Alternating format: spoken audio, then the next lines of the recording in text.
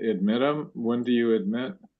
Okay, the live stream should be going. Let's go ahead and that'll give the feed a start. Let me see if we're streaming. And let's admit at 8 o'clock. It's 8 o'clock now, I think. Yeah, let's go ahead and Tom, can you hit the admit all, please? That's done. And put the spotlight on myself. And hello, I'm Chuck Fall. This is the president of Truth Action Project, also known as TAP, and I will be your host tonight, co-hosting with Trina Silvers. So welcome to our Campfire chat. This is a follow-up of our Tuesday forum themed on Gaza and the Palestinian-Israel conflict, America's funding of false flags, endless wars and ethnic cleansing. And tonight is our guests. On Tuesday were Allison Weir, Richard Gage, and John Spritzler. And we went very long, and that's on our Rumble channel. You can find it to get the full presentations. We are going to debrief on the themes and the topics and the information that was presented. Just for some housekeeping, please keep your mic muted. And what we're going to do here tonight is basically use the hand signal or enter into the chat that you would like to speak. We're kind of thinking, 2 to 3 minutes, depending on how many people. If we don't have a large group and a lot of interest, we certainly will let the clock run. But we do want to get as many voices expressed and heard tonight as possible. And so we'll be passing the talking stick, as it were. So 2, 3, 4 minute windows, and make your point as well as you can. Social media, I want to say that we appreciate it when you like and share from our channels and subscribe and amplify TAP projects on our social media. Please do that. And as a disclaimer, the views that are presented tonight are not TAP's viewpoints. It's the viewpoints of the presenters. We are just creating a space to explore ideas in the truth world, as it were. So the material that's presented is for information and educational purposes. Oopsie, let me turn that off. Excuse me. And the Truth Action Project name and all its form and abbreviations are the property of its owners, and its use does not imply endorsement or opposition to any specific organization, product, or service. But before we get underway, we want to emphasize that TAP is a networking community hub for truth seekers.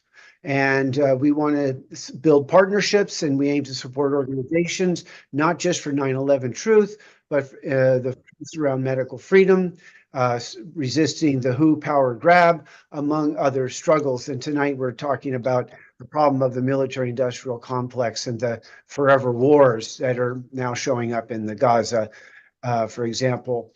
TAP strives to give thought leaders fiscal and media support by way of TAP platforms to showcase their work, exposing the big lies and aims. And we aim to inspire and promote action by the truth advocates who support them and their efforts. TAP is a bridge that can connect us all, and there is strength in numbers. When we bring the greatest minds together, we can come up with solutions and goals that can make all of our combined efforts effective and powerful. But in order to provide the technical and media support our partners and others require, we need your help in building a team to advance respectful dialogue and working with creative thinkers, writers, forum hosts to develop TAP media projects. And so we welcome volunteers. And if you have an area of interest and a niche special skill that you think could apply to TAP, please contact us. And we have a donate button as well and accept contributions. And so that is our introductions. I'm going to start us out. And if people, I'm going to just start us out by sharing a memo that was left at our YouTube channel. And this was an individual who attended, and I don't know the name. It has an email handle, but this individual writes, he says, he or she, I came here on Tuesday forum. I came here in hope that specifically Richard Gage would shed some more light and give specific information on Israel's suspicious bad defense and eventual deliberate stand-down operation that made the Hamas October 7th attack possible. But what I got was instead more of a general view on false flag attacks, which I agree upon, and 9/11 was an obvious one of those. But for the rest, this was a one-sided lecture about how bad Israel Zionism is and how sorry we should all feel for the Palestinians. Not a word about the whole Palestine-Hamas Gaza project has turned into an Iranian proxy warrior death cult orchestrated by billionaires from Qatar and all the impossibilities that bring to the process of a peaceful solution for the area. Not a word about the hundreds of thousands of Jews driven out of Arab nations in the Middle East and North Africa, which all once were conquered and established by the sword. And let me just finish up that remark there. Oopsie, I'm sorry. There it is. I lost my text. Okay, so not a word. Oops, getting a little buggy thing here. So I'm going to not a word about the hundreds of thousands of Jews driven out of the Middle East and North Africa. The Middle East is which were all conquered and established by the sword after World War II. The Middle East is a big mess of bad actors from many different sources behind the scenes to be one-sided, and the judgment of the developments there isn't helping anyone, whichever side you choose to support. Okay, so I am, that's the introduction. And I'm going to take the spotlight off of myself and open this up. And so right off, John Spritzler is back from the forum. I appreciate that. Let's just go straight. We have hands up. John, Henry, and Claudio, and I'll look for the chat. I'm going to put the spotlight on you. John, you can respond to the message that was left. But let's go to John Spritzler. Go for it, John.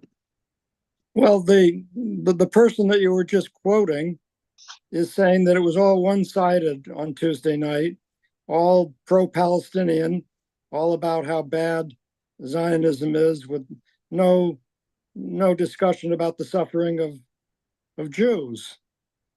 Well, he must not have listened to the whole show. I was the last of the three speakers. 90% of what I talked about was the suffering of ordinary Jews in Europe during World War II and in Israel currently, the Israeli working class suffering at the hands of the Israeli government. So I don't know what show he was listening to, but it wasn't ours. Well, so to be fair, and I'll take the spotlight off, he was responding to Richard Gage's report, which is fine. We don't need to unpack, but let's just, your kind of challenge and objection is noted. And so there are going to be many points of view on the Israeli Palestine situation. Let's just keep hearing from others. Can we go to Henry and then Claudio? Henry, can you unmute? I'm unmuted. Thank you for this TAP organization that you're trying to create, Charles. It's great. Yes. I did not see the Tuesday night. I wasn't a participant on Tuesday night, so I have ignorance about what John said or whatever. But I would ask the person making that comment, did Palestinians invade Poland and throw out 3/4 of the population there to create a Muslim state? And of course, that's just a play question, because the answer is of course not. What happened was that European Jews came in to the Middle East, threw out 3/4 of the population of Muslims and Christians in Palestine, and they created via force, via leverage for the mighty powers that existed at the time and still do, violence, incredible terrorist attacks. Deir Yassin stands out, Tantura stands out, but it was a project to ethnically cleanse Palestine of non-Jews so the Jews could have a mythical homeland. And so if this person's going to whine about 100,000 Jews being, I mean, that's just a game of what if, or what about this and what about that, and I don't play that game. I look at the situation and I see a peaceful solution, it's time that Jews need to take a look in the mirror and say, hey, we're guilty, been guilty for 80 years. Well, and I'm going to take, what is the peace prospects? Do you see possibilities for peace, and what would be required for that? I am interested in that question. I think it's very simple. Jews either leave Palestine or consent to live under Palestinian rule.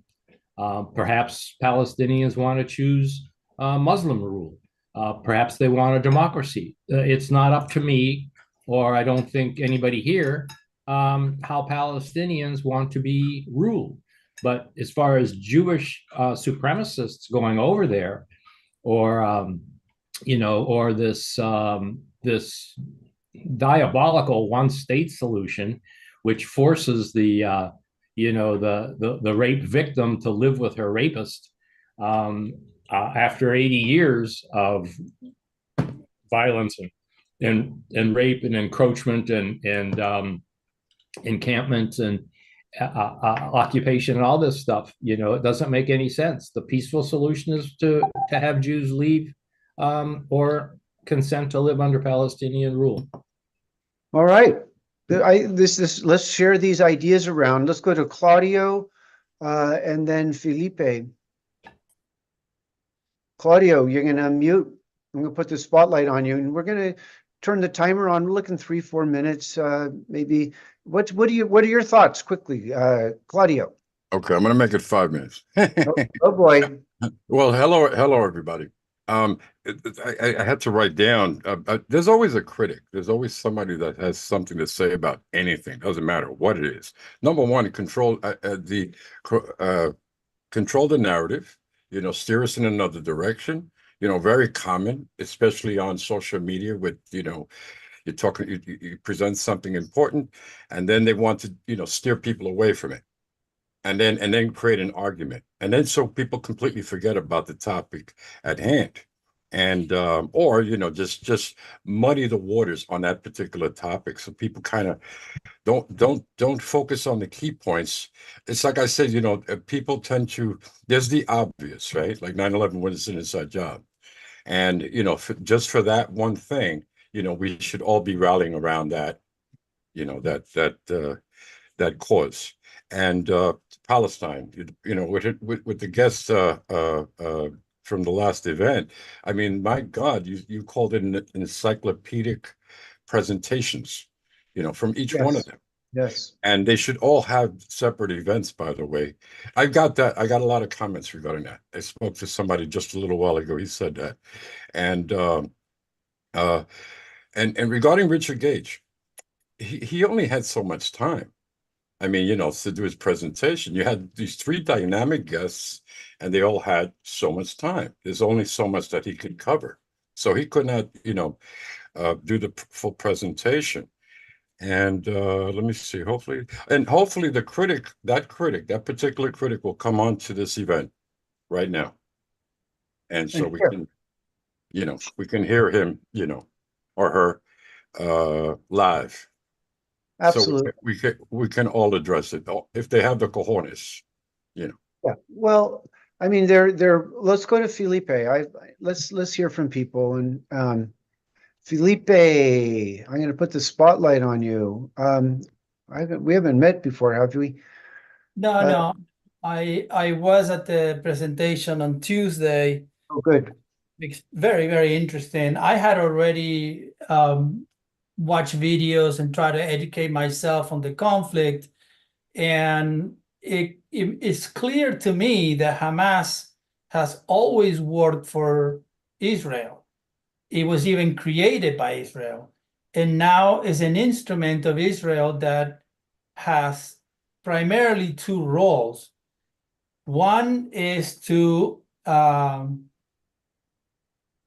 persuade or indoctrinate Palestinians that they need to hate the regular Jewish people. And they make no difference between regular Jewish people and their leaderships / Zionists. And that's one role. And the other role is to play this fabricated attacks on Israel so that Israel then can claim victim and counterattack. And that counterattack, they take over land, they massacre people. It's horrific. And all we have to do is look at the different maps at different stages since Israel was first created until now, and how Israel has taken over more and more and more land purely based on being a victim, claiming the false right that they have the right to defend themselves. And when they are the ones perpetrating attacks on their own people, on their own land, like the one on October 7th, I mean, it doesn't take a rocket science degree to realize how fake that was. That was insane. Even if the media doesn't tell us anything, there's plenty of videos, and I've seen videos, including videos from Hamas, as they were entering and blowing up the fences and the barricades to enter Israel with absolutely no resistance. And then there were testimonies by the Israeli soldiers that are normally placed in that location in the border, and how they say that this is ridiculous. This is it was a complete setup. It was totally fake. That would never happen. We're talking about 400 people with pickup trucks. I mean, the artillery and the sensors and all the technology that Israel has at the border would have wiped them out in a second. So for those people with just handguns and pickup trucks to blow up that fence or a barricade, whatever it is, and enter Israel and kidnap people and kill people, it has to be fabricated. It's not realistic at all. But anyway, to me, that's how I see the picture. And I am very new to this. A month ago, I didn't know anything about this whole conflict. But it's the first thing that comes to mind. Like, I see it very obvious. And then behind the leadership of Israel is the globalist elite, 100%, the Zionists, who control Israel, who control the European Union, who control the financial markets all over the world, and definitely United States. So, Felipe, thank you for that. May I ask real quick where you're from, what country you're joining us? Argentina. Argentina. Thank you very much for coming tonight for your input. It's good. I think just sharing out and getting people to kind of share their observations and the things that are, right on the floor of your mind right now. Please share. We're going to go to Fern and unmute. Please go ahead, Fern. Hi, friends. My name is Fern. And I came into, I had no aware of my own history, and I came into learning about it in the 1980s, I went into the Green Party because of political crimes that I had no idea of my family. And I had no idea of my own history and how my family properties in 1967 were used to fund the Israeli Six-Day War. And I had no idea of my history. And Ralph Nader was amazing. He taught me a lot about corporate crime and the media, how it's supported by real estate investors. And he talked about oil and all that stuff. And then we had a very active group. And 9/11 happened, and I found Les Jameson, and we started a 9/11 Truth Group. I remember Wally Rodriguez was there with his lawyers because they saw explosives go off in the basement, and we stayed. Then we moved to a church on 8th Street, and Frank Morales, and he would, and then, you know, Richard Gage came, and so I came in the beginning of 9/11. I want to say I went to Ground Zero today. It's very related to what's going on. It's horrible. It's about privatizations, and it's based on blacks. Like, the whole thing is based on these horrible black people who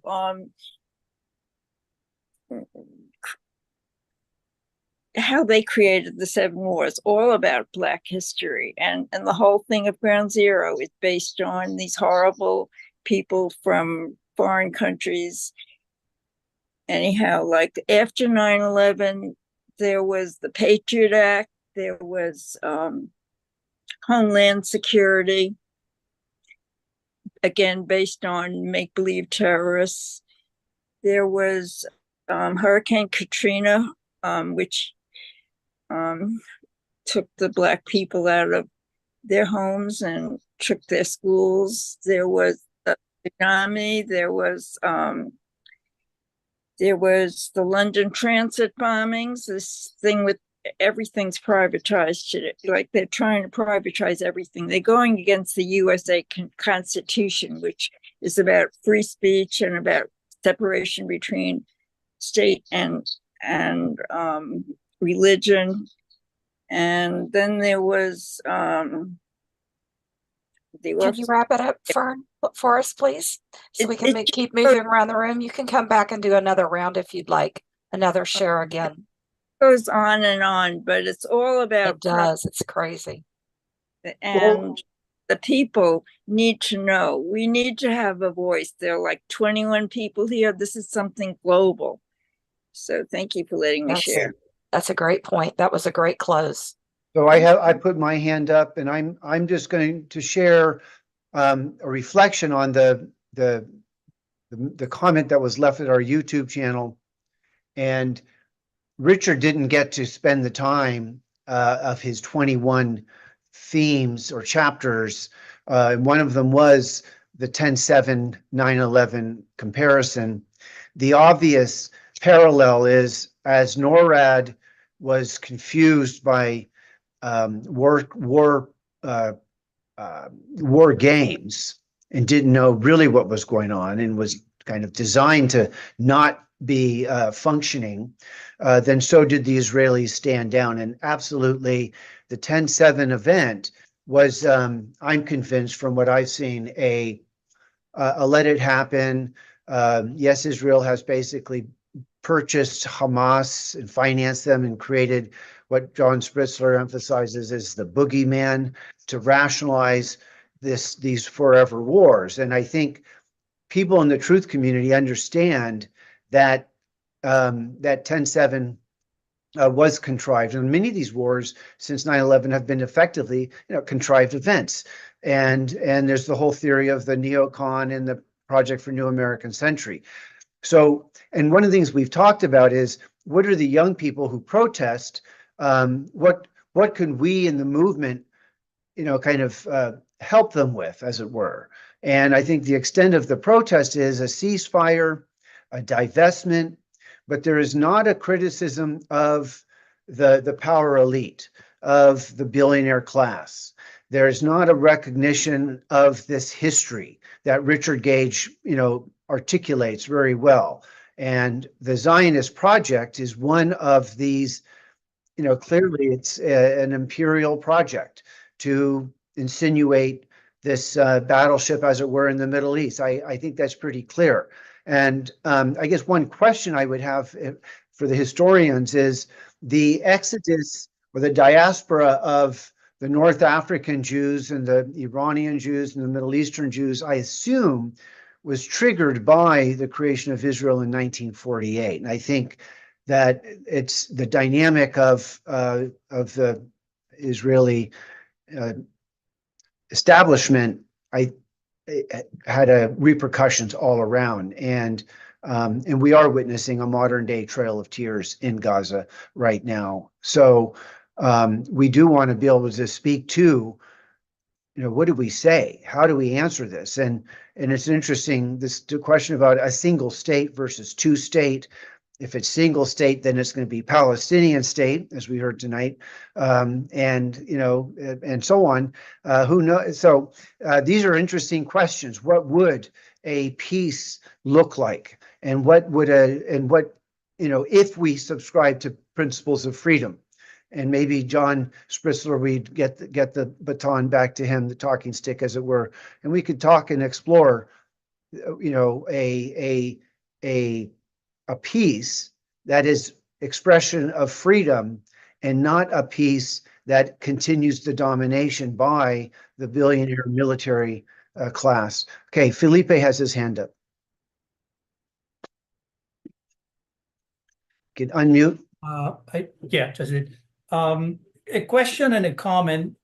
First, the question: as I read the Bible, especially the section that deals with the Acts of the Apostles, where they go out and preach the word of God to the Jewish, it clearly seems to me that Jewish, Christians, Muslims, and Arabs live perfectly fine in peace in all that region.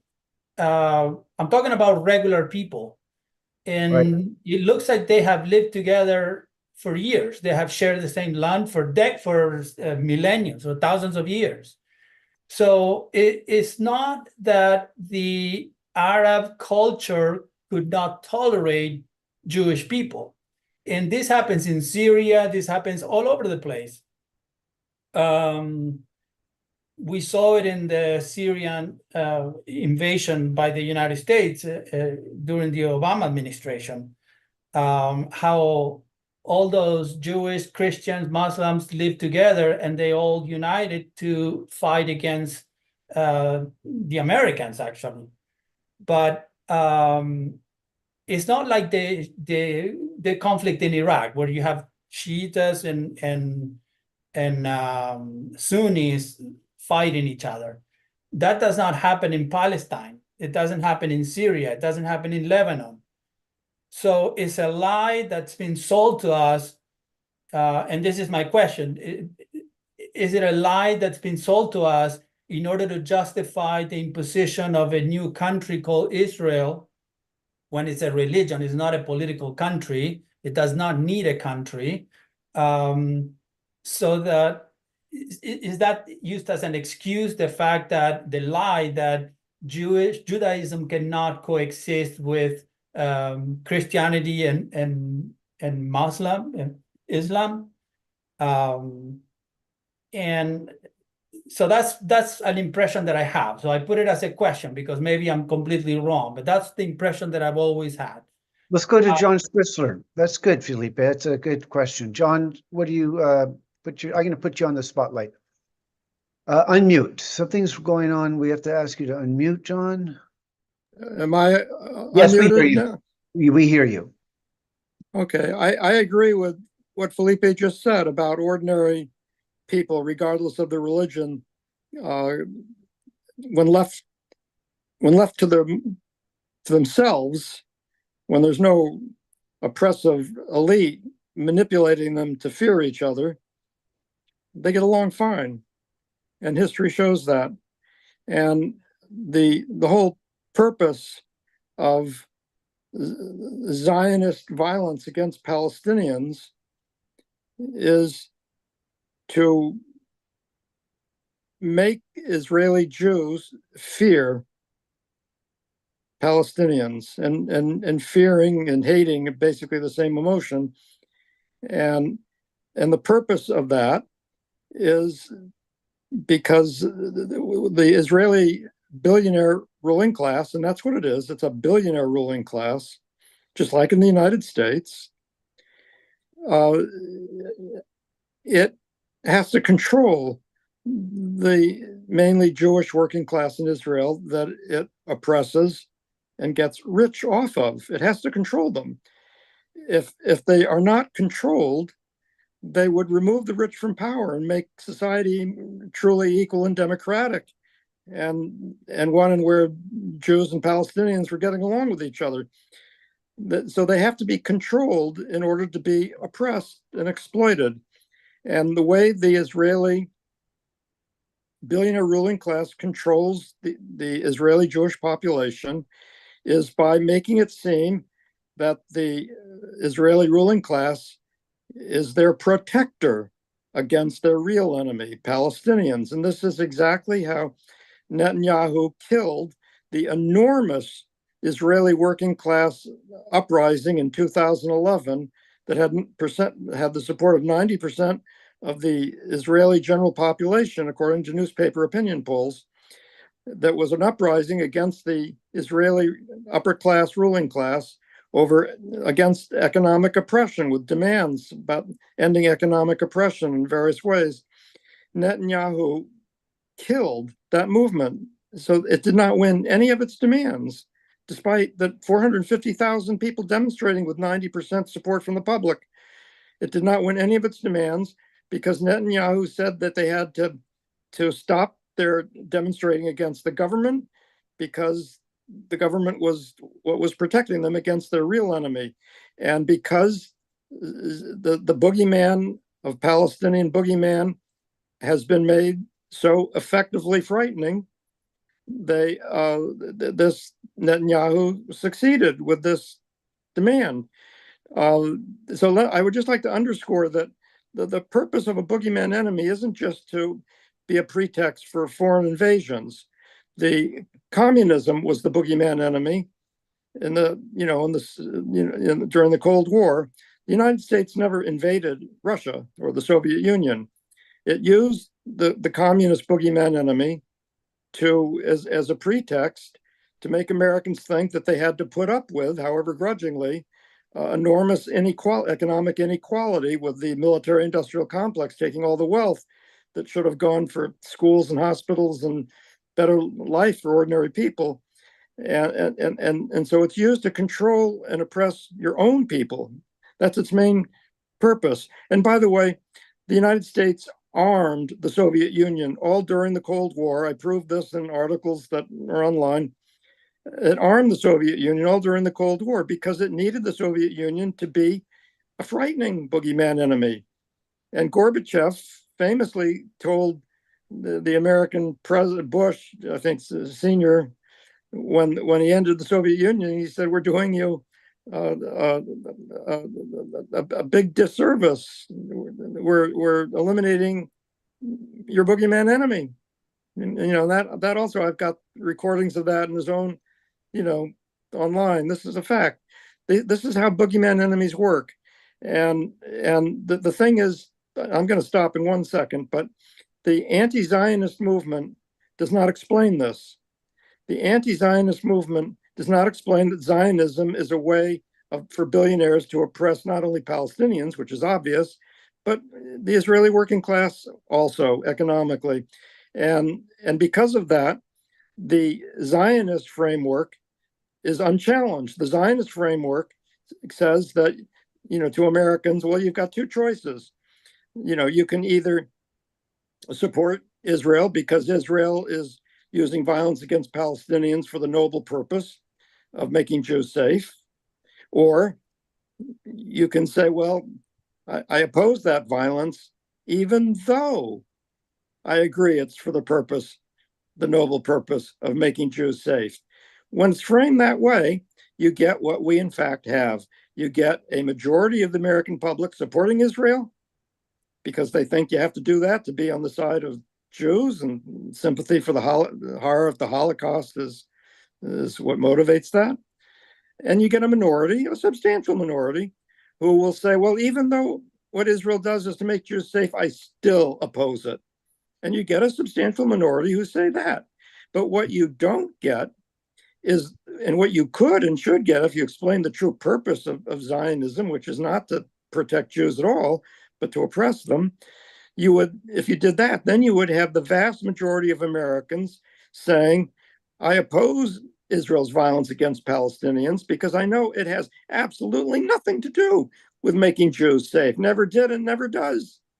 Thank you, John. And I'll just and we're going to go to Henry, and I'll just make an observation as a truther. And I know not everyone's critical of the COVID program, but the Israeli people, 80% of the Israeli state, in effect, turned the people over to Pfizer.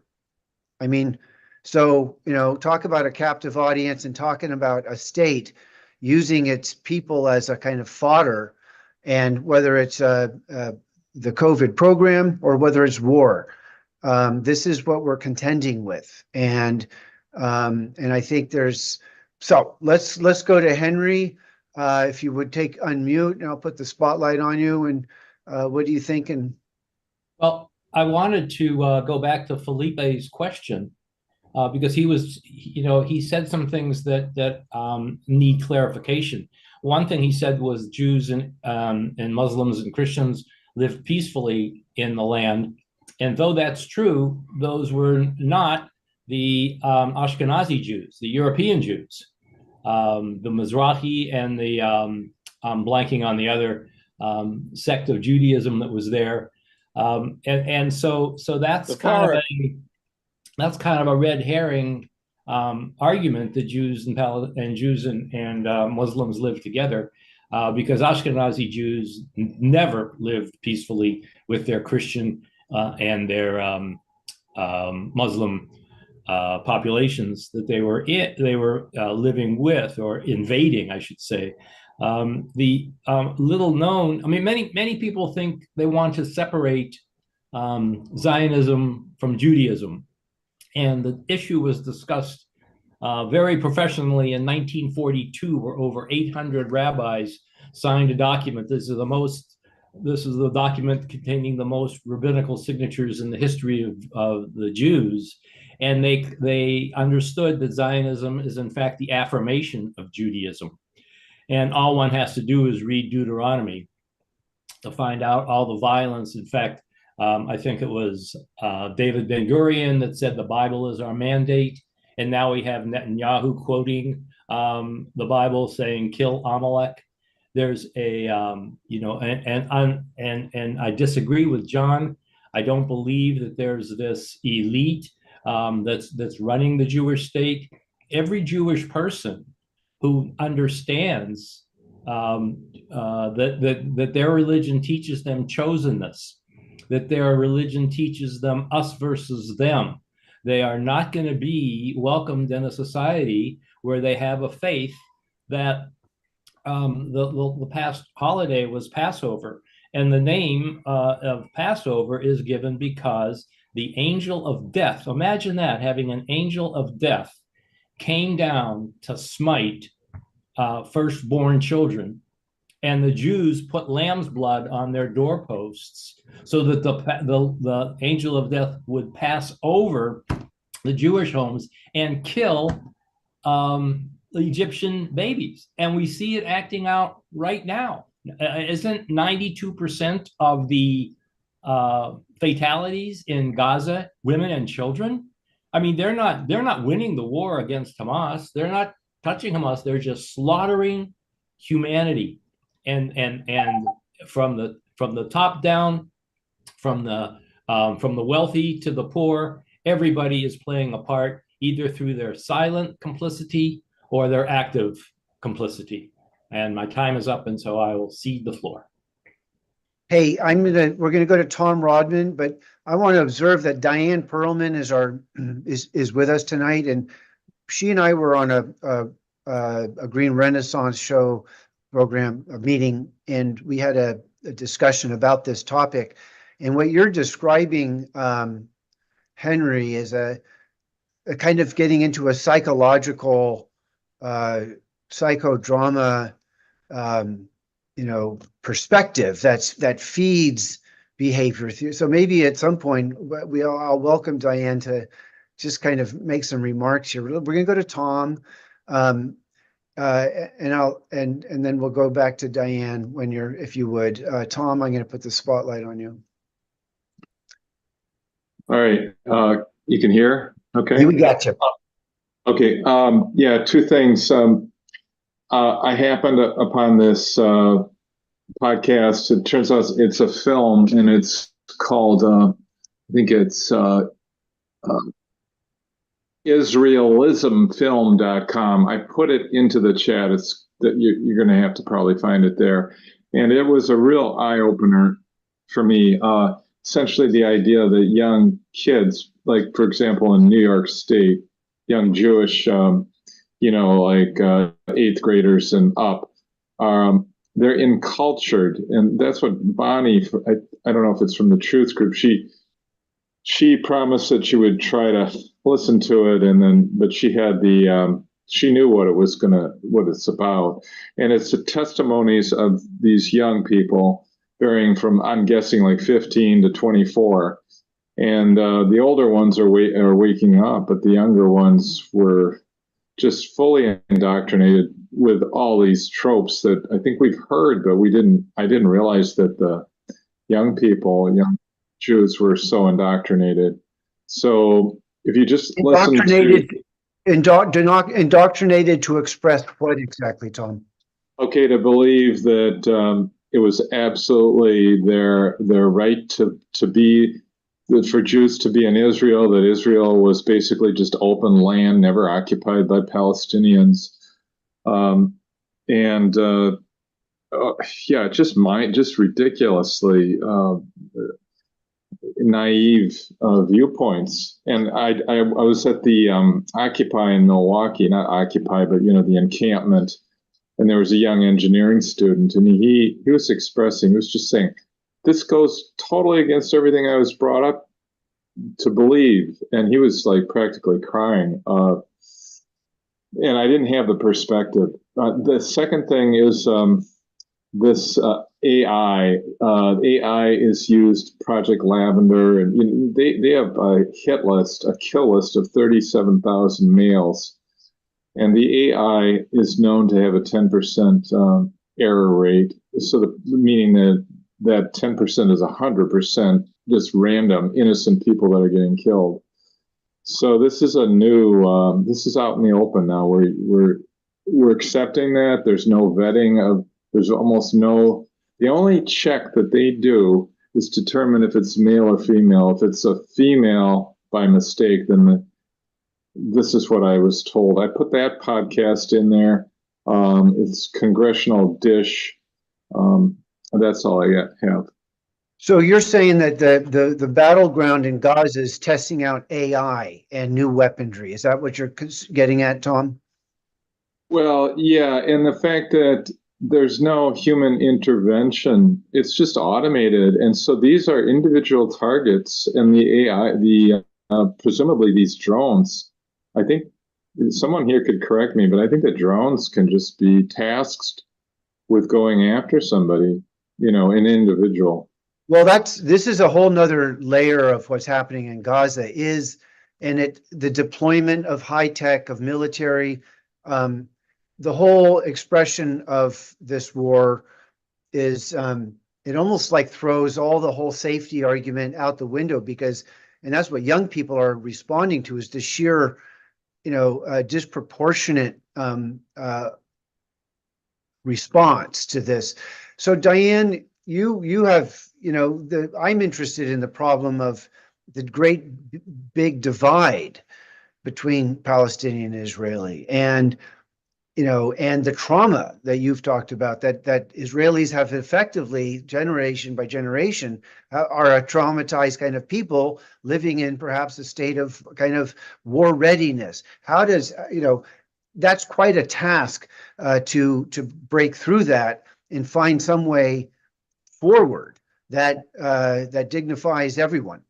Diane, what are your thoughts on? I just want to apologize because I can't participate actively tonight because I'm in the middle of dealing with a lot of things and I'm going to go on the phone. But I just want to make one comment about before that there are times when Jews and Muslims lived together in peace, and also in Spain and Morocco and in Israel before that. It's just when they started to dispossess the Palestinians.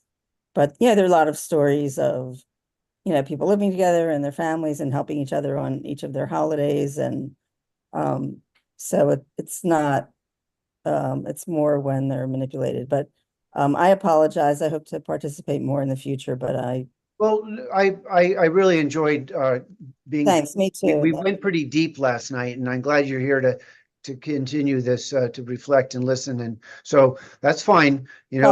Just come and go. Sorry. If you have an insight, please share. Okay. All right. I'm going to be going out and listening on my phone. All right, Diane. Okay. Thank you. Nita, I'm going to put the spotlight on you. Yeah, my hands up thing stopped working when we had that interruption on Wednesday. I wanted to say that I was a volunteer on a kibbutz in Israel in 68, 69 for 9 months. And I wanted to confirm that, they don't care about Jews. When I was there, I was I'm not Jewish, and I was incorporated into a group of Jewish young Jewish people. And they were sending us down to work it was in October, and they were sending us down to work in the banana fields, because what we were doing was we were putting paper bags over the bananas so that they wouldn't freeze before they got cut. And this was right next to the border. And so this was like just a month after I got there. And the first thing I noticed when they sent us down there, the first week, I saw a Mirage jet fly over and drop a bomb on a village that was just on the other side of the border. We were about 500 yards from this village. It was close enough so you barely couldn't see the people. I said, what is that? And they said, oh, don't worry, it's just napalm. And I said, well, we do it every week, And I said, yeah, but they're women and children. And they said, yeah, but the children grow up to be terrorists. It's like, it's okay. And every week I watch this Mirage plane fly over and drop napalm on that village. And, they told me it was napalm. But anyway, they sent us down. One day they sent us down to the banana fields right next to the border we were right where the Golan Heights come together with Jordan. And we were being told that there were a lot of attacks by the Palestinians across the borders on the kibbutzim and so on. And we were sleeping in bomb shelters 2 or 3 nights a week because they were sending mortars and Katyusha rockets and so on. But we were a settlement of 700 people, but they never hit the kibbutz. They always hit before the kibbutz or after. So I finally figured out, this is the Israelis that are shelling us. It's not the Palestinians. I mean, they wouldn't miss, And of course, the Israelis would say, the cyber would say, oh, the Palestinians are so stupid they can't hit us. It's like because they don't know how to use these weapons. And I grew up in Mexico, and I know that people with, especially with no education, do know how to use everything. They can fix cars with tin cans and so on. So anyway, they sent us down this one day in October, and always, I think it was either 6 or 8. Girls, and the rest of the people in this group were Jewish, and there was one girl that was her parents had converted to Christianity, and so she was Christian. So it was either 6 or 8. So we were working in pairs, putting paper bags on the bananas, and the supervisor came down with us, and he always stayed with us. And this day, Avishai was his name. he said, I'm not staying with you. But he said, and if the Palestinians start shooting at you, there's a trench over there. Go hide in the trench and wait for the military to come and take you out. So, here we are. And and all of a sudden, there was this explosion in front of me. And I looked up and my partner, it didn't have a leg. And she was laughing hysterically, and there was no blood because it was sort of cauterized, and it was just a couple of yards in front of me. Well, we had already heard where there's one landmine, there's more than one. So when you walk out, you either wait for the military or you walk out in the footsteps that came in. So I just waited, and so they came down, the military got us out of there, and I had a boyfriend on the kibbutz by this time, and he came running up to me and he said, "Oh, thank God it wasn't you." He said, "I worried all morning that it would be you." And I said, "What do you mean you knew?" He said, "Oh yeah, we knew there was a landmine down there because we caught 3 Palestinian guerrilla fighters and we only found 2 landmines." Well, who knows if that was true.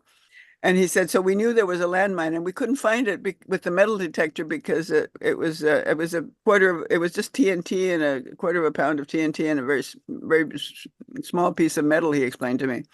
He already knew this. And so, I said, well, why didn't you tell me? And he said, well, because you wouldn't have gone to work. And I said, well, of course I wouldn't have, if I'd known there was a landmine. And he said, well, we didn't want to lose the bedrooms. And, it could have been any of the other girls who were all Jewish. And they didn't care.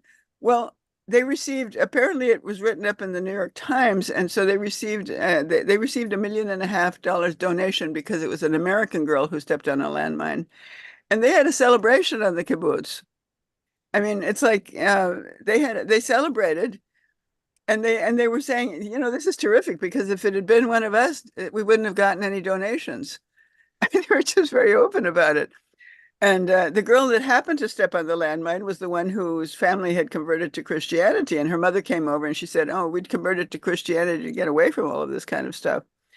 But anyway, my point is that they don't care about Jews either. And we saw that in 9/11 too. I mean, it's like they didn't care about Cantor Fitzgerald or anything. I mean, all of the Jewish trading companies in there were warned not to go work that day and so on.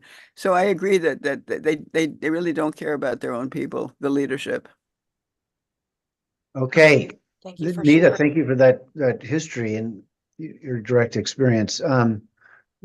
Claudio has his hand up. Oh, hi. I just got a comment. It wasn't a comment, it was a message from Mario. He says that my positive comments, he made multiple comments on the event from the other day, the video, and he says he's being shadow banned because he went back to rewatch the video. It was that good, and he says, "Where's my comments?" He said, and so he says, but don't be surprised if the negative comments are shown. So if you're getting positive comments and they're being shadow banned, and all you see are negative comments, it's a possibility that. Wasn't there a Zionist that was like on the board of YouTube Sabotage. and What Google? was it? What was that question? I was saying sabotage as you mentioned the board. Yeah, regarding positive comments on the video from the other day. That positive comments are being shadow banned, and but the negative comments are probably going to be shown. The comment I shared with you was posted at YouTube. And I don't know where this Mario was trying to get postings, comments made. Whether he made comments on the events from the other day. Yeah, on which channel? He watched the whole presentation on the top YouTube channel, and so anyway. But he said, but don't be surprised if negative comments are shown. And so I just want to let you know that. The other thing I want to say is that, when 9/11 happened, before 9/11 happened, I grew up in downtown Brooklyn. And we had Muslims, we had Jews, we had everybody. You had whites, blacks, and we all got along. We were our neighbors, And when 9/11 happened, all of a sudden the Muslims were being being targets. And we were like, whoa, but what was weird to us, that that knew these Muslims is that they were so cool. They were so nice. We did business with them. We were neighbors with them. We shoveled each other's snow and stuff like that because they live right next door, some of them, And then so I says, I got to get involved. I got to do something as an American, And so then I stepped up and I says, okay, I got to get political, because the people in power are the ones who are making decisions, right? So then I saw division there also, because the Muslim blaming it on Muslims was like dividing our neighborhood. And then when I became active in the political scene, I saw Democrats and conservatives, and I says, and I wanted to register to vote, but I chose neither because I said that's part of the problem. We're human beings and we want to solve a problem and so on. I says, and then, so then eventually I wake up regarding the reality of 9/11. And then I see division there too. We're being divided. It's like what's happening in Israel. You got to divide the people. You got to, that's how you conquer them. You have a boogeyman, the left versus the right, and so on. But that's how you control the population, and you make them chaotic as possible, but the powers that be thrive on that. They thrive on that division, and that's why, like in I Am the Face of Truth, the campaign that we started years ago, we say if it divides the people, it's a psyop. We really should be getting along. Something like what John's has been saying. Once everybody's facing reality, looking at reality at the same exact time, that it's super obvious. Let me tell you, we're going to kick some bad guy booty. The bad guys are at the top, and they have been manipulating us for, friggin' what, hundreds and hundreds and maybe thousands of years. But it's about time we unite and kick their ass. And anything that divides us, we need to chuck it. We need to put it on the side and go after them. Okay, John Spritzler is going to respond. No, and John is on the money. I know he is. Let me just finish. He's my latest hero. He's a very important man. I'm dying to talk to him. Anyway, that's all I got to say. All right, thank you, Claudio. All John, right, reflection. So I want to talk about this notion about Jews and the Jewish religion. So let me start with an anecdote. I am the child of Jewish parents on both sides and Jewish ancestors on both sides as far back as I know. But I'm not religious and I don't consider myself to be a Jew, but that's my background. So when I was working at the Harvard School of Public Health before I retired in 2012, a Jewish woman decided to have an Orthodox Jewish rabbi from Chabad House give a series of luncheons to invite all of us, quote, wayward Jews. In other words, Jews who are no longer in the flock, so to speak. So she asked me to attend, and I said, okay, out of curiosity, because I had never been in the same room with an Orthodox Jew before. So at one of the luncheons, and this is, there's a table with about 12 or 15 of us Jews who had, left the flock, so to speak. The rabbi asked a rhetorical question. He said, why do Jews eat kosher? And then he called on people to try to answer that question. Then this was the Harvard School of Public Health. So all the answers were basically the same. The people said, well, back in Bible times, pigs weren't sanitary. It was not as healthy to eat, blah, blah, blah, blah, blah. And he let us all say that. I think I said it too. And he listened to all of us. And then he said, no, you are wrong. The reason Jews eat kosher is because God tells us to eat kosher, period. Well, that surprised me. I'd never encountered fundamentalist religion like that before. So that was an eye-opener. But then what was more of an eye-opener was what followed. Then the rabbi said. But there is another important value in Jews only being allowed to eat kosher. And that is that it makes it almost impossible for a Jewish man to date a non-Jewish woman because, they couldn't go out and eat, et cetera, okay? So that was an eye-opener. And let me explain what the significance of it is. The Jewish religion has been used to prevent solidarity from developing between the ordinary Jewish people and ordinary non-Jewish people. There has always been, from long before Israel and Zionism, a Jewish upper class that controlled the Jewish working class, and that in order to control them, needed to prevent them, the ordinary Jews, from developing fraternal solidarity, friendly relations with the non-Jews. And the Jewish religion is designed to make ordinary Jews have contempt for non-Jews and to treat them as non-human. And Israel Shahak wrote the book about this, which you can all look up if you haven't read it already. Highly recommend it, about the Jewish religion. A great anti-Zionist in Israel. What's the name of the book, John? I'll find the link. It's something like 5,000 years of Jewish religion or something like that. Okay, let me take a peek. Thank you. S-H-A-H-A-K. Israel Shahak is his name. And he explains that the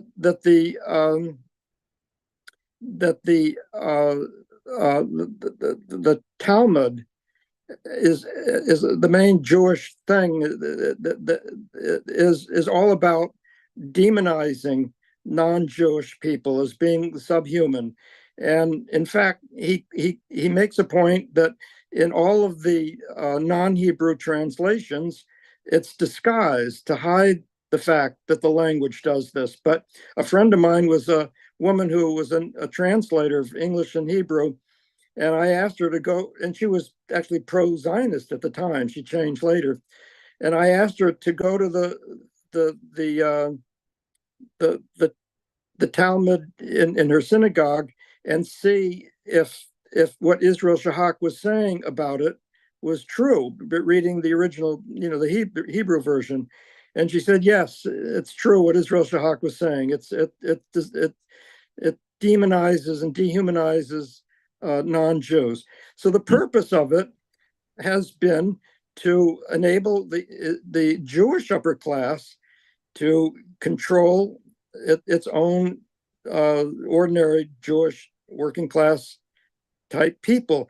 And but here's the other point, which is that despite the fact that the upper class Jews have been trying to use religion for this purpose, they don't just get away with it. It doesn't just work, perfectly. And the reality is that there is conflict, great conflict between ordinary Jews and the upper class. And for example, during the Holocaust, the British rabbi organized a bill in Parliament to make the Commonwealth a haven for Jews fleeing from the Nazis. And it was on the verge of passing when guess what? The Zionists opposed it. And when the Zionists came out against it, then people in the parliament said, well, if the Jews aren't for it, I'm not going to vote for it either. And the reason the Zionists opposed it is because the rescued Jews were not going to be sent to Palestine, where they would be a Jewish working class for these Zionist leaders to get rich off of. And same thing all during the Holocaust. The Jews in Czechoslovakia were asking for money to bribe Nazi guards to escape, and the reply came from the Zionist headquarters that no, we're not going to send it because we need dead Jews so that after the war we'll have standing at the peace conference to decide that we're going to get Palestine. And it goes on and on and on. In 2011, the Jewish population rose up against the Jewish ruling class. And unless you're going to say that didn't really happen, you can't deny that there's a fundamental conflict between ordinary Jews and the Jewish rulers who rule over them. Thank you, John. Let's go to Nita and then Felipe. I'm going to put the spotlight on you. I just wanted to add that, I said I suspected that it was not the Palestinians who were shelling the kibbutz while I was over there. And when I got back, I got to know an Israeli lawyer who represented the Israeli government. And he was a former IDF and working in intelligence. And I told him the story, and he confirmed it. And he said, yes, he said, I was part of the unit. I was in the unit. And he said that we attacked all of them on the border to make it look like it was the Palestinians. So I just wanted to add that. Felipe, unmute. Yeah, just real quick, in terms of what John said, I think I agree with that. That's exactly what I see in the Bible, how the Jewish leaders will emphasize and enforce not sitting to eat with what's called the Gentiles, the non-Jewish. And Christianity didn't have a name. So you didn't have Christians up until the Acts of the Apostles, number 11. So, but all throughout after Jesus' time with the Bible, that's exactly what they did. They segregated, they divided the Jews, isolated the Jews, not just with what they eat, but Jews were not supposed to preach the word of God to non-Jewish people. They would only allow the word of God, including Christians, were only allowed to preach it to Jews. And for the first time in Apostles the 11th, that's when non-Jewish people started hearing the word of God. And that caused a whole, calamity among the Jewish leaders. So the persecution emphasized starting that point. And then at some point, maybe not now, but at some point, I'd like to see if we can talk about all these protests throughout the United States and Europe for Palestine, because I think it's part of the scam. It's not exactly what we believe it is. So I'm not saying that we have to switch subject now, but maybe at some point we can discuss that. Well, let me just jump in and say this is Campfire. We can jump around and if you had a thought on the protests, there's been, and the protests are interesting, and we've talked on other groups about it, and people should share. The one thing that's remarkable is how strong the authorities have come down on the protesters. And there was the case in LA where the police actually let thugs beat up and attack for a good 2 hours from 1 a.m. to 3 in the morning. This was at UCLA, and it was in the New York Times. So, but what's of interest to me is expanding protests from just ceasefire and divest into a strong criticism of our military-industrial complex, which my little litany is, Eisenhower warned us, Kennedy heeded the warning, and it cost him his life. And then there was all those subsequent assassinations in the 60s, and those qualify as a kind of a coup by the military, the plutocrats, however you want to think about it. And we're being haunted by their accomplishment. And the trauma of all of that has been played out with 9/11, got played out with COVID again. Then we've got COVID changed into Ukraine war, and now we have Gaza. And I think the country and the people are effectively kind of subdued and controlled. And that's certainly the case that John's pointing out. The Israelis protesting in 2011, and there was a terrorist event or something that distracted them and gave the authorities, there was a call down to go to war, basically, and pulled people off of their protest and into their national unity to a fight the boogeyman. So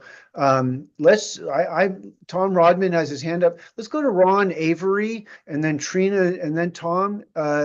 Ronald, lift your mute and then please share. I'll put the spotlight on you. Okay. We Oh, hear yeah. you. Go for it, Ronald. Can you hear me now? Oh, yeah. Do you hear the air conditioner in the background too loud? No, it's okay. Don't hear it.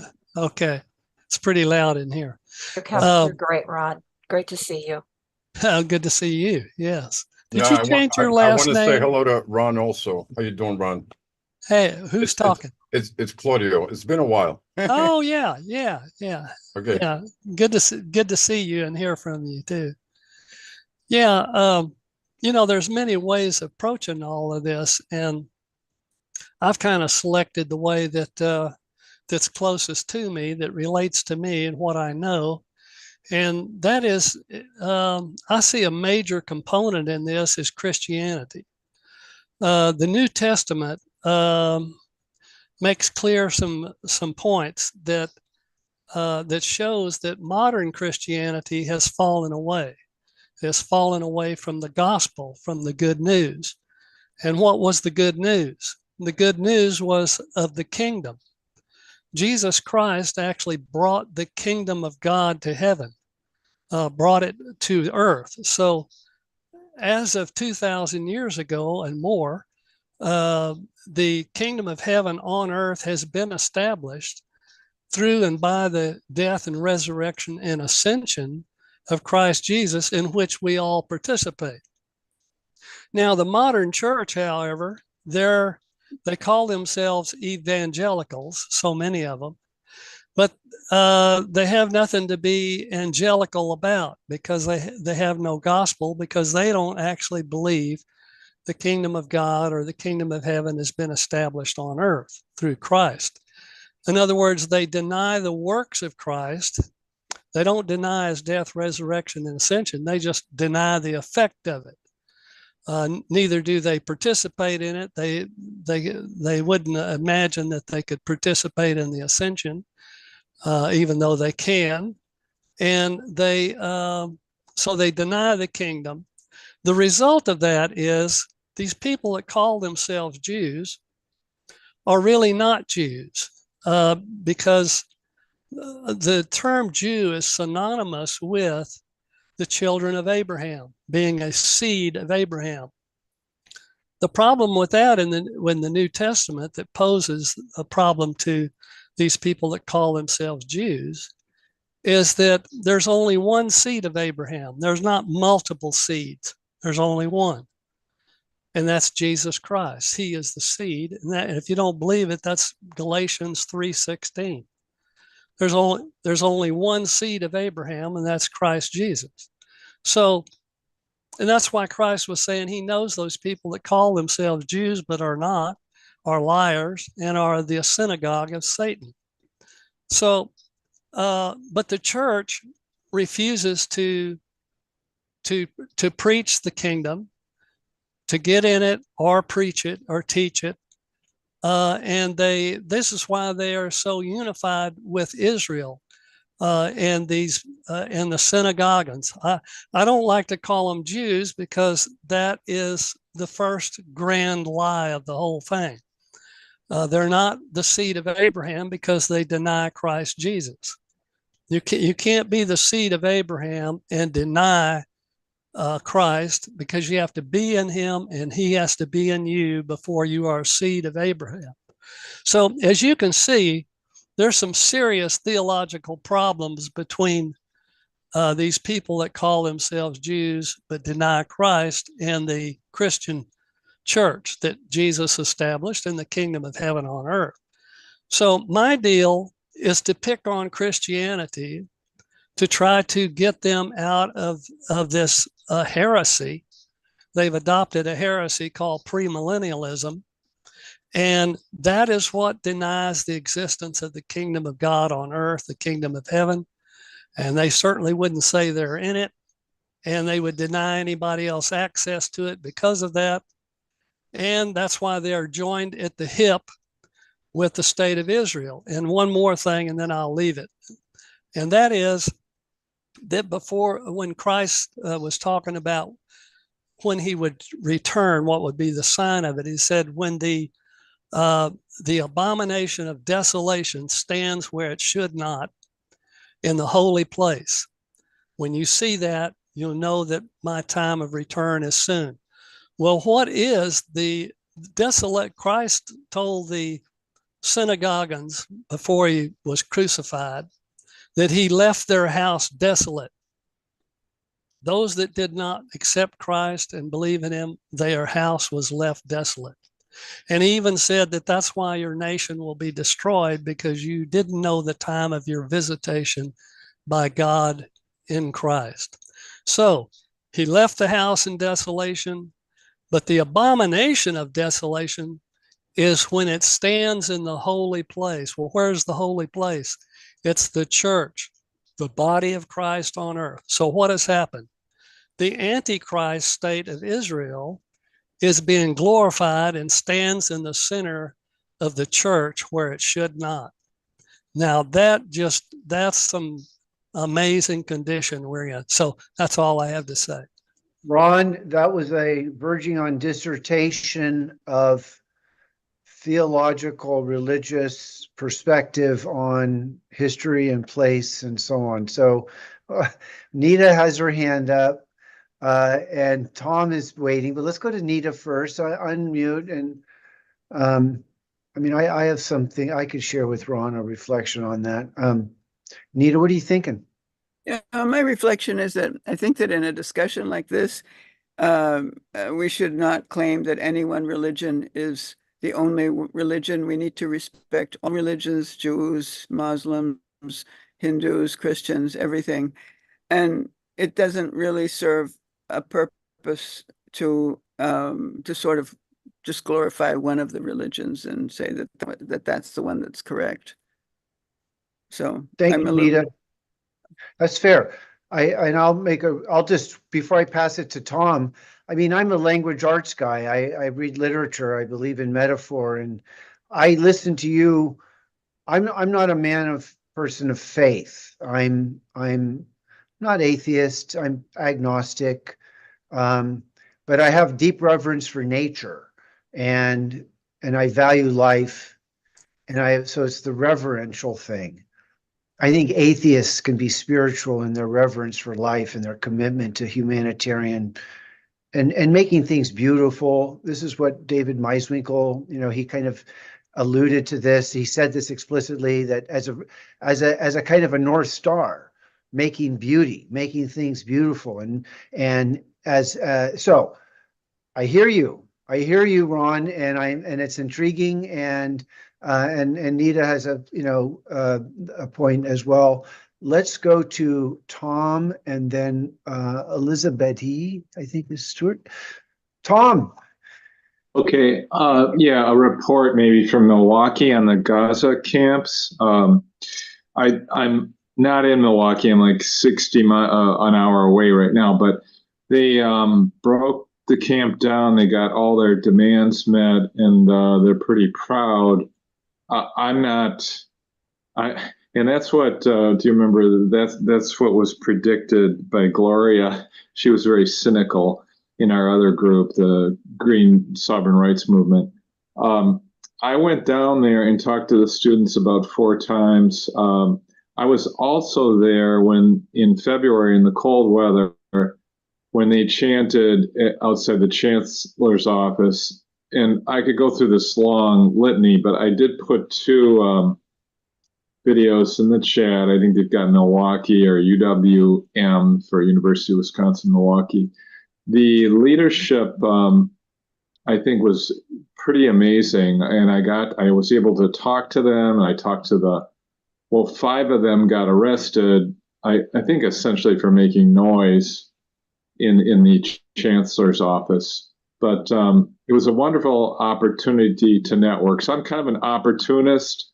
I just think it's great that all the students were able to interact with a neighborhood. There's a Jewish synagogue 3 blocks away, but there was no violence. It was all good on a nice piece of grassy land with about 60 tents. So, okay, pass. Thank you, Tom. Reaching young people is something TAP is committed, we don't know how to do it. We have a few young people, but it's important. And maybe Trina will share the Dale Pierce kind of negative reflection of truth movement later. Trina, just share that out. Let's go to Elizabeth. How do you say your name? How should I address you, Elizabeth? You can say Elizabeth, or you can call me Betty. Elizabeth is my legal name, but everybody who knows me well calls me Betty. So you're gonna be Betty for me. Welcome, Betty. okay. Welcome. Hello, everyone. I'm from Clinton, Iowa. And I find this fascinating.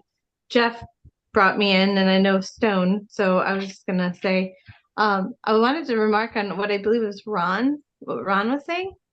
Ron, yes. Evangelical Christianity. I was in a form of evangelical Christianity growing up, and I can see where he's coming from. You know, they don't believe that the kingdom is at hand.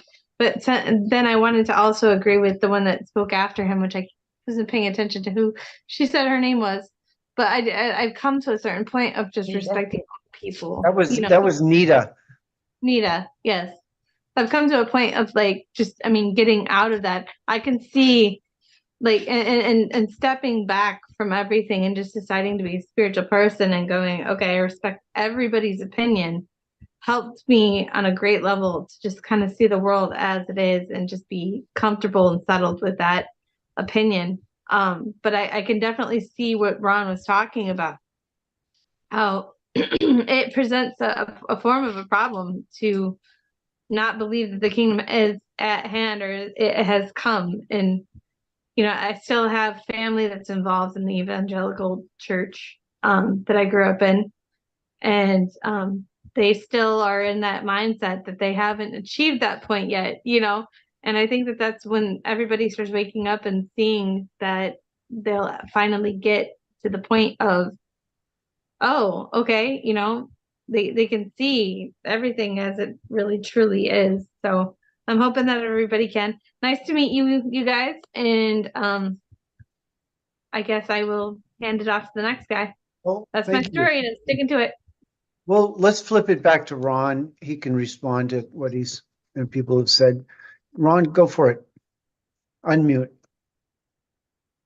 Oh, you're muted. Okay, yes, thank you. I only wanted to make one more comment, and that even though some people might not like to think that that you should approach this issue on a religious plane or from various religions or two different ones, but the fact of the matter is the whole foundation of the modern so-called state of Israel is built on the Old Testament. That is its foundation. That's what they claim is the foundation of their state. Well, the problem is that's no longer in effect. That the New Testament is the testament that's in effect, and the kingdom is not desert real estate. The kingdom is the cosmos and everything in it. And what is happening is these people have rejected the real kingdom, which is the cosmos and everything in it and everybody in it, and want to be exclusive and have this little desert real estate thing. So that's all I'm saying.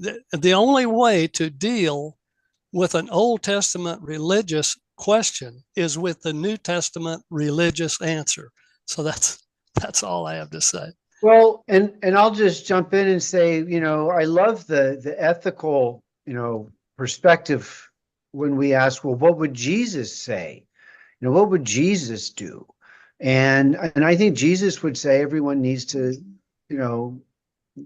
love one another, be respectful, be merciful, be kind, be generous, be, everyone, and this is what John talks about in the egalitarian theory. Is it's born on the golden rule, that we and so on. So I think the struggle we have is to inform consciousness for living reverentially and respectfully. on all levels. However, I will say this, that sometimes you have to be confrontational. Like even this evening, I felt it was slightly confrontational, because to stand for the truth automatically means some things are false. And there are people that stand for falsehood. So it just automatically sometimes means confrontation. But you have to, and that's what Christ, we should ask, what should we do if we're in the kingdom? Because we're now in Christ and Christ is in us. So we're the body of Christ on earth. So we're the Jesuses, and we should do what he would do. I think for our movement, the story of Jesus kicking over the tables at the temple and castigating is probably the one that we can all settle on, and maybe find a few others.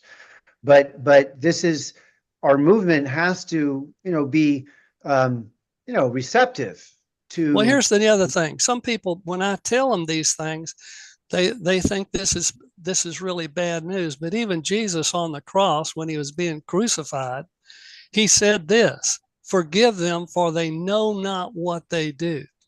So this is where we are. We should forgive these synagoguans, for they know not what they do. But that does not mean we should stand with them and for them. We must show them the truth, pray for them, and that let God deal with them. Okay, bless your heart. That's all right. I'm signing off. Thank you all right, very Ron. much. Ron, I'll take care. Thank you, Ron. Good night. Let's Good go night. to. We haven't heard from Joe Michener. Hey, good evening, everyone. Yeah, look for share, please, and then we'll go to Betty and then Claudia. Yeah, sure. Now, just to speak to what the previous gentleman was saying, that when he quoted forgive them for they know not what they do, he was referring to the Shabbos Goy. If you're familiar with the term Shabbos Goy, the Shabbos Goy were the useful people who were not Jewish. That was the Romans. There's a belief. It's a Talmudic belief. It's called Tikkun Olam, and the Jewish people believe that it's when the Goyim, meaning you and I and people who are non-Jews, actually recognize the supremacy of the Jewish people and that they are in charge. We live in their system, whether we know it or like it or even realize it. Our monetary system, it's their system. I don't know how many people realize that, but it's biblical. Yeah, we could sit here and go back and forth and say that, well, and I agree, we can't be disrespectful of other people's religions, but we're living in their reality. We're living in their reality because our system here in America of fractional reserve banking is their system. They created it. It's usury system. It's all in the Old Testament. Deuteronomy 23:19 through 20 speaks of in specific of how they even only will charge interest to the Goyim and not amongst themselves. And that's how they get super wealthy, and they still do it to this day.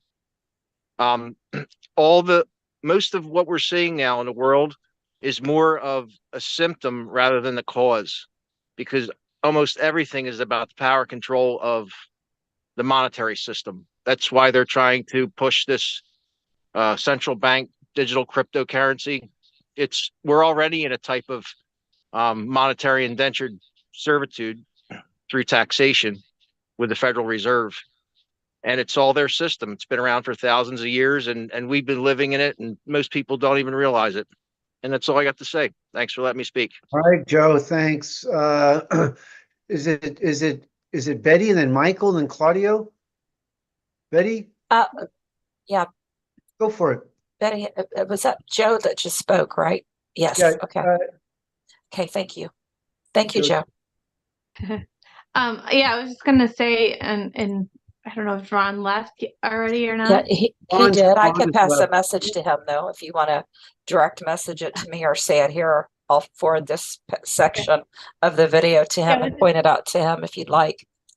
Yeah, I was just gonna say, go ahead. That's why it's so important right now to respect. That's why I've taken a step back from religion and the evangelical perspective, and saw people and respected their beliefs, because everybody has a form of truth that they hold. You know, when we come together, we work that out. We work that truth out together, you know, and everybody has a piece of truth, you know, and that's why we have to respect each other. Because if we're not respecting another person's truth or another person's perspective on what they see to be true, we're not respecting that person. And in essence, we aren't respecting what Jesus taught when he was here. And that's like the underlying thing, you know. The one thing that really got me away from religion was actually reading the Bible cover to cover and seeing how much religion reflected what the Pharisees, you know, taught. And so that to me was my like eye opener. And the final part, the final clincher for me was in Revelation, where it says, "Get out of her." And then they're talking about religion, you know, it's like, says like, oh wow, that's directly, you know, like that's just something that reflected to me. And we can all take a look at the Bible and be like, it says this. Yeah, it does say that, but how does it impact the person? Like, how does it impact you when you read that scripture? Like how, because I mean, like everything you see is somewhat of a reflection of yourself. And so when you look at the Bible, not everybody, they could probably see somebody else in them, or they can see something in themselves that they need to change, or something that somebody else is doing wrong. But I'm like, I've always said that the Bible is not really a gavel, it's a mirror. And if you use a mirror like you use a gavel, you just break it to pieces, you know. And a lot of times people like to take that Bible and they just, you know, there you go, it says this, you know, thump, and that's, you know, I'm liking what I'm hearing in this group, that respect and that understanding, and it's giving us some perspective on what's going on around the world. Because technically, I told Jeff, I don't even like to watch the news because it's too stressful for me to watch. And so this is like informing me of what's going on over in Israel. And at least I have a different perspective. So anyways, that's what I have to say. Thanks. Thank you, Betty. Claudio, hands are coming up. Michael is next, and then jump back to Joe. Thanks, Chuck.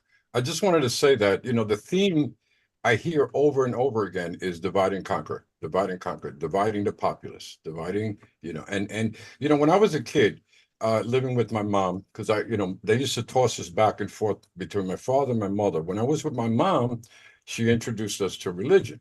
We were in Catholic school. So every Sunday we went to Catholic school. I was an altar boy. I was in the chorus and studied the Bible. We had a Bible class. And I must have been like 11, 12 years old, you know, around that time. And so I had two heroes growing up.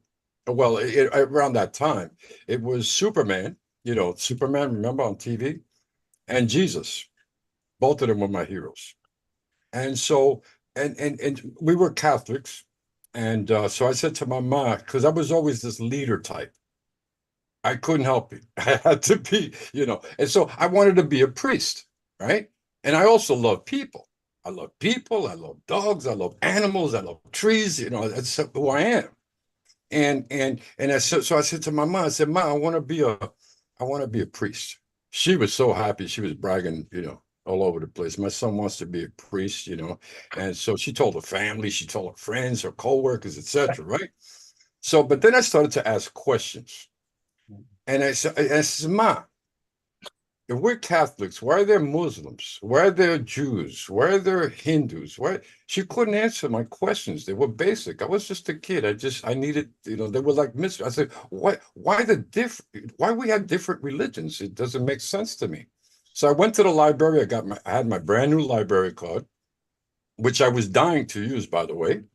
And so I, you know, and I went to the library and I asked the librarian, I says, "I need books on religions." I'm like 11, 12-year-old. I mean, I'm talking like the counter was like up to here. All right. I passed my card over like this, you know. Anyway, so the librarian took me by the hand. She couldn't figure out, she was trying to find something that I can understand. Because I was, you know, I was just in elementary. I was still in like an elementary school. So because that, you know, what I'm asking for is kind of sophisticated. you know?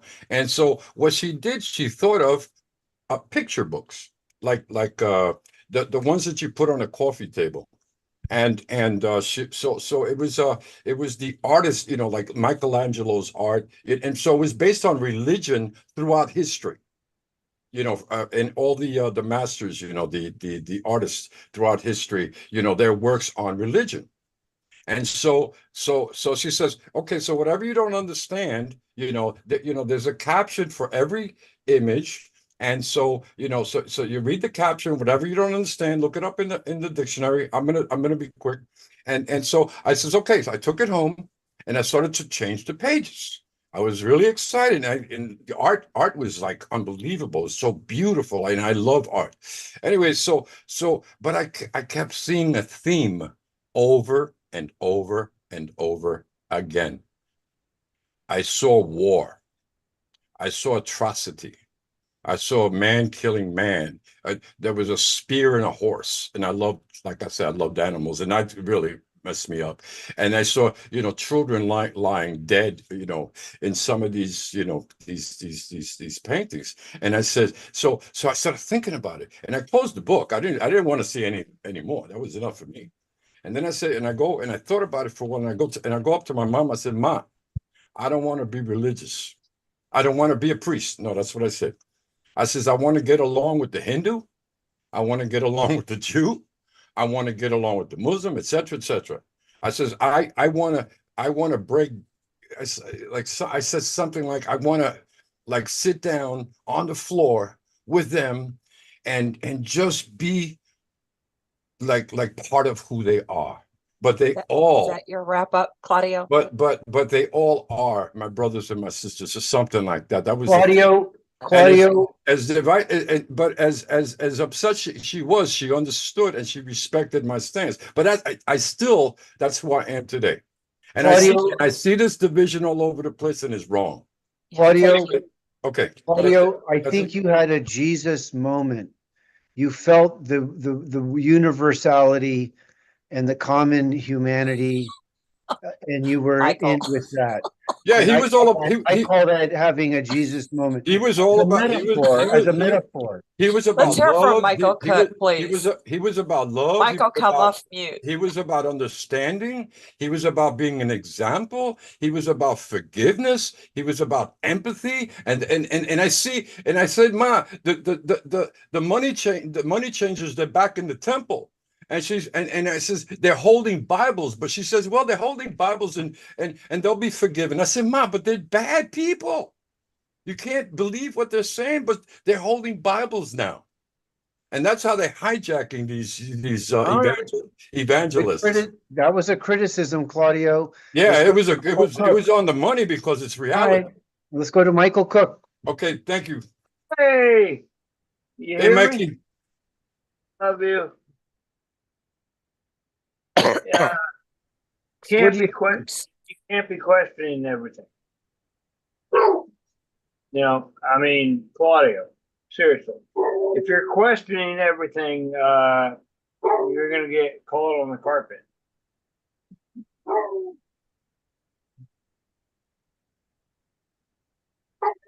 Okay, that's fair. So thank you, Michael. That was a little feedback to not question everything. Parking and howling, I'm not sure what's going on. All right. Thank you, Michael. Let's go back to Joe and then Diane. Yeah, thank you. Has anyone ever questioned why it's been so emphasized that there were 6 million Jews killed in the Holocaust, but we as Americans in World War II sided with the communists as an ally, which was Stalin, who between him and Trotsky and Lenin killed over 50 million ethnic Russians, which many were Orthodox Christians. Has anyone ever wondered why our history doesn't mention a word about that? And it's not emphasized in our history. It's not hardly taught. So wait, Joe, I'm going to jump in here. So you're just observing that I think 20 million Russians, the huge numbers, the Russians took the biggest hit, as I understand it, in World War II. And but you're saying the 6 million on focus on Jews against all the others. What are you saying about that? Yeah, that's exactly what I'm saying. I'm exactly saying that. I thought you were saying that Stalin, Lenin, and Trotsky killed 50 million Soviet citizens. Not, and Chuck is saying that the Nazis were responsible for approximately 27 million Soviets dying. That's totally different. There's no proof to what you say. There is a lot of speculation, but when the Soviet archives were opened, they found out that the numbers were greatly exaggerated, and most of the people that were in the gulags were actually criminals. Although Stalin did conduct those That's not from my trials. understanding. Well, there's a lot of there are a lot of different points of view on that. There's no proof. Well, what proof is there that there were 6 million Jews killed I mean, other than hearsay, what proof is there that there were 6 million Jews killed? There's plenty of documentation. Okay, so Joe, let me just observe. Right now, just where we are in the evening, I don't want us to go down to the rabbit hole of comparing and so on. And just let's just I think there's a consensus that war is problematic. The World War II, the rise of the Nazi, profoundly problematic, very complicated why it came up, and there's all kinds of theories of what brought these things to about. We don't have time to unpack any of that. I think both from the TAP perspective, the interest here is on building a unity of understanding for possibilities to liberate from the big lies that do create these conditions for this emerging techno-totalitarianism. Diane, what are your thoughts right now? Your hand is up. I just wanted to correct some things that were said. Yes. And I was listening and I caught most of it. But first of all, we're talking about the Abrahamic religions, and there are 8 billion people on the planet, and all different religions. So they're people too. Second of all, when Jesus said, and someone may correct me if I'm wrong, when he said they forgive them, they know not what they do, I thought he was talking about the people that were crucifying him, but I could be wrong. And a Shabbos goy is, if you're an observant Jew, and I don't even think they had Shabbos, there was such a thing in those times. So if you're an observant Jew, you're not allowed to use electricity or turn on the lights on the Sabbath or something. So if you have a neighbor or friend who's not Jewish, they can turn on the lights for you. So that's what that is. And in terms of money lending, that Christians were not allowed to lend money to each other, or they weren't allowed to charge interest. So the Jews became money lenders because the Christians couldn't lend money to each other. So it put them in a position where they were dealing with money and dealing with each other. And then there was Rothschild, who had 5 sons and were like leading the banks in different countries. So, I mean, it's not, it's not something to be proud of, but it wasn't like Jews only didn't charge interest to Jews, that it's much more complicated to that. And I'm not an economist. And Hannah Arendt goes into all this in a lot of detail in the origins of totalitarianism. And tikkun olam means to repair the world. And there's a Kabbalistic idea that when there was a vessel and when the world was created, it was shattered into many pieces, and that in your life, we're supposed to try to repair it and to put the pieces together. So that's what tikkun olam is. And there's a thing in the Talmud that said it's not up to you, incumbent on you to complete the work, but you're not free to desist from it. So everybody has their part to do. So I just wanted to correct those things. That's a beautiful, unifying theme that we, and I, John advances egalitarianism from each and according from his abilities, his or her abilities to each according to his or her needs as a foundational kind of human right, condition of life, and so on. And that's what I think is interesting, is when we can start articulating the positive possibilities that I think we could probably have consensus for, and then put that out front.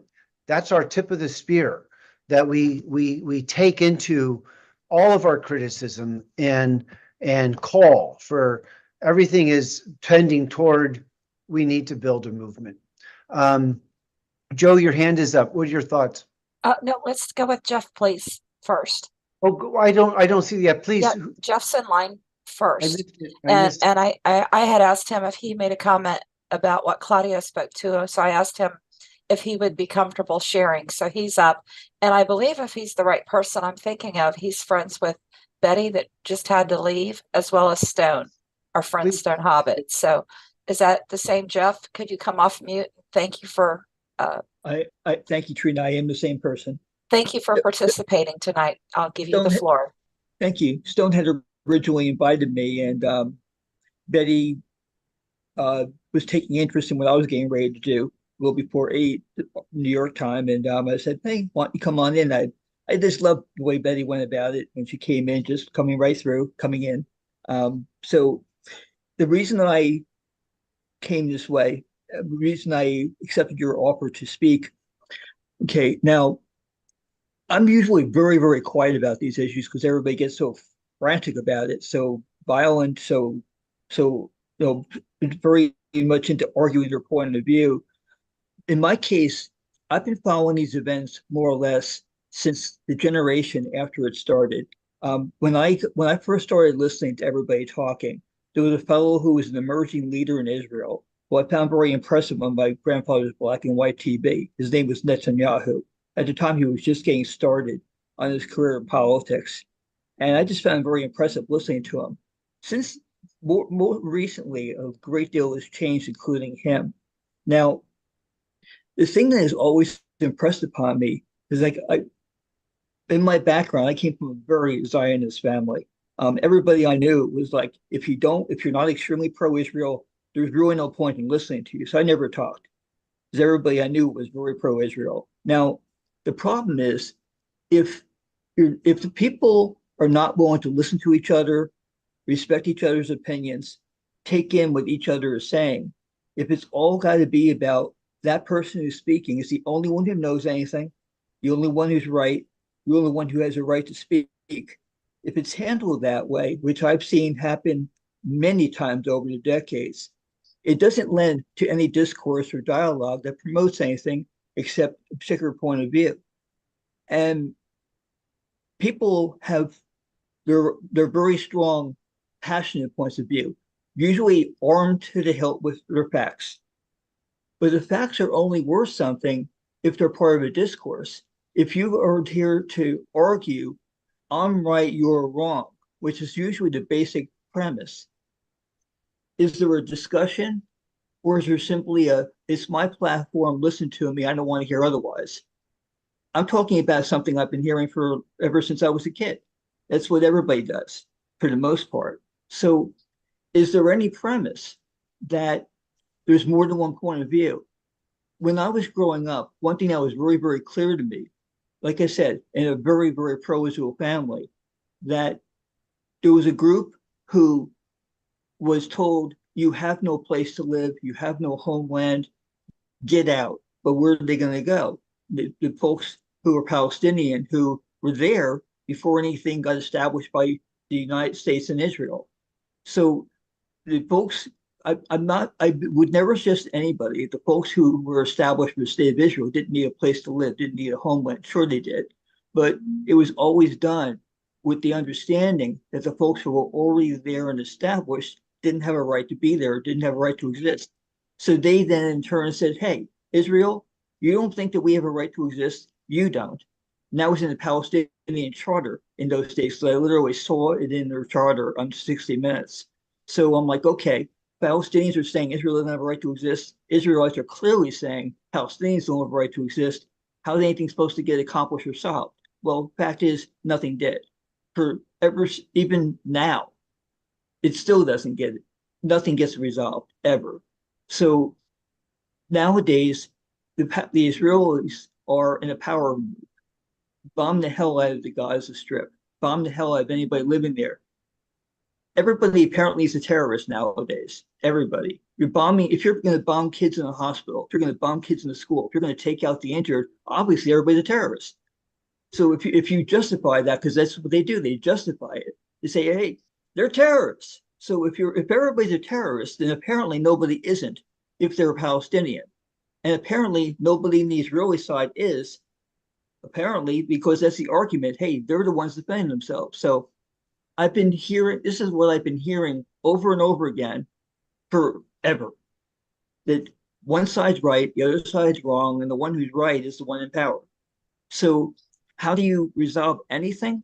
The first step is to grant that you may not be right, that you may not be the only one who lives, that you may not be the only one whose thoughts are sacred, may not be the only one who deserves to live. How do you get there? Well, so far, there's apparently no answer because nobody's able to get there. So I just wanted to offer a very different kind of perspective, apparently a pretty radical one, since I was a kid, it's always been considered radical, that the only way you can really get to peace, to people being able to get along, is that you want to get along and respect each other. If that is not a possibility, how are you going to get there? Right. And I know you got everybody's arm with their facts as to why they're right. Thank you. Thank you for sharing. So Jeff basically said there has to be an acceptance that we're going to get along. Is that what you kind of said, Jeff? Oh, I'm absolutely saying that if you're with your neighbor across the street and the two of you don't see eye to eye on something, and you just cannot acknowledge each other's right to live, right to exist, right to hold the beliefs that you have, and the right to whatever else is going on in your minds, if you cannot get on the same page at all about anything, how are the two of you ever going to get along? So that goes just as well with your next door neighbor potentially, or your friend down the road, as it does between the Israelis and the folks in the Gaza Strip. How Or is an anybody going to get employer along? or a friend. Yeah. Or an employer or a friend. It comes into play in all of our relationships. It goes for Jeff, let me just, I'm going to peel off you guys and you guys keep going. Trina's running the show. But there's a fundamental pragmatism for what you're saying and part of what we need to be reverential about is that appreciation of these differences. And we need to then, I think our peace movement has to explicitly set as a predicate that everyone will get along. And if you don't know how to get along, well, we'll teach you. We'll run a public health program on how to get along and not, want to kill each other. And this is, I think, the criticism of tonight is that Zionism has been about creating the boogeyman, the other, and building from that, creating the problem we have right now. So Chuck, close us out. Okay, well, We'll stop the record. Close us out officially. Then I'll stop the recording. Then I'll stop the live stream, and then we'll do our after chat. Okay, I'll put the spotlight invite on everybody to myself. stay after the recording and the live stream ends. But go ahead, end us formally. Well, Okay. let me just say that. Okay, so this has been a great evening, and one of the things that TAP values is the possibilities for dialogue, real debate, exploration, and stock market got blown up last year, double-digit decline. Creating synthesis. So we're going to end our recording right now. Go ahead and end it. Thank you very much, Trina. Yeah, hold on just a second. Yeah. And let me stop the live stream.